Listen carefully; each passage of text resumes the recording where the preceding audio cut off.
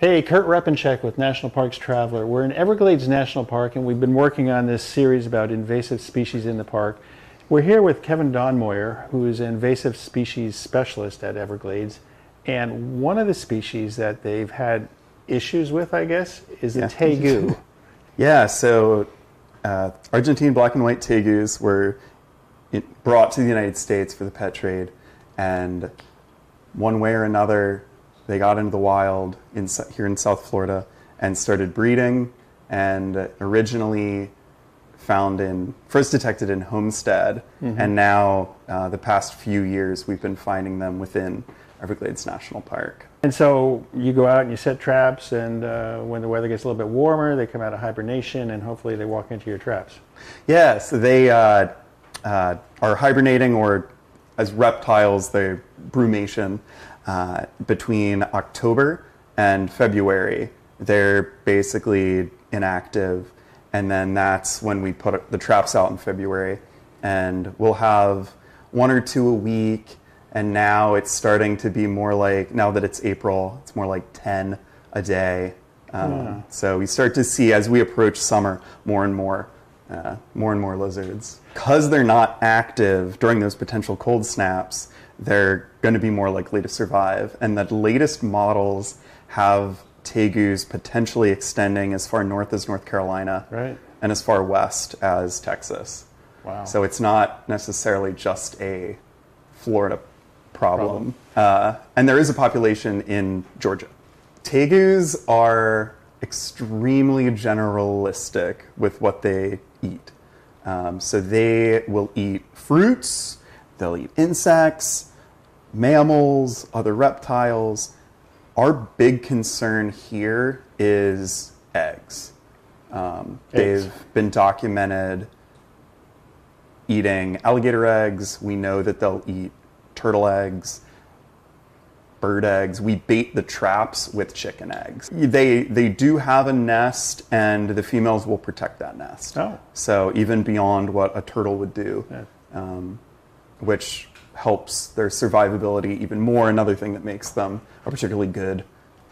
We have 300 traps, and that's between the park itself and areas to the east. Yep.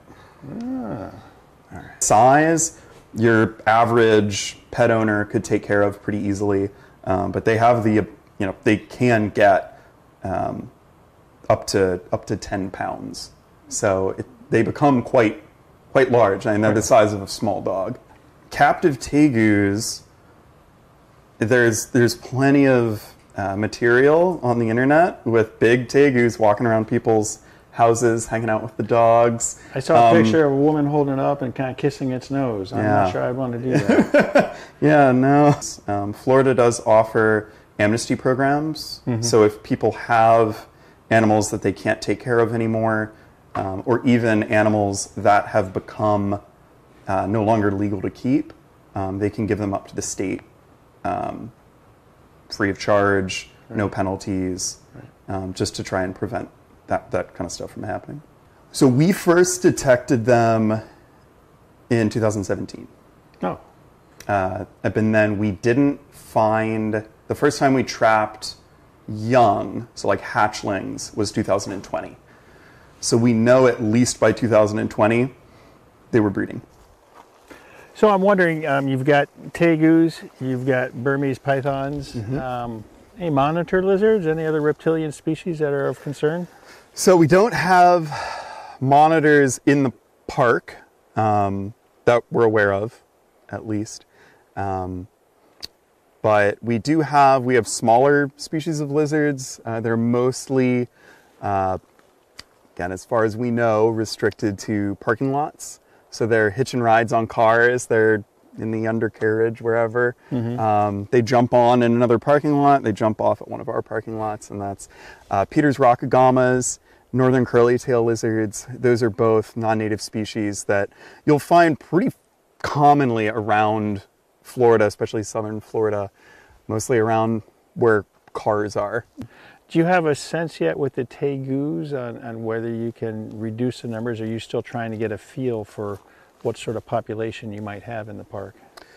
So we're not sure what the population is with our current methods. While we have been getting better at removing them, we're still not to a point where we can fully achieve something that we would, call eradication. There's still, the population's still growing, so everything that we're trying to learn as much as we can as we go, and just keep bumping up the numbers, learning more and more about the biology. We talked about how we trapped 800 lizards. So Kevin, I'm wondering, you've got all these traps out in the park and even some outside the park, and you're capturing all these tegus during the warm months. What do you do with them? You had some back in your laboratory there. Where do they go from there? So all the tegus that we capture are euthanized using approved humane techniques. And then they're basically dissected, necropsied, to just learn as much as we can.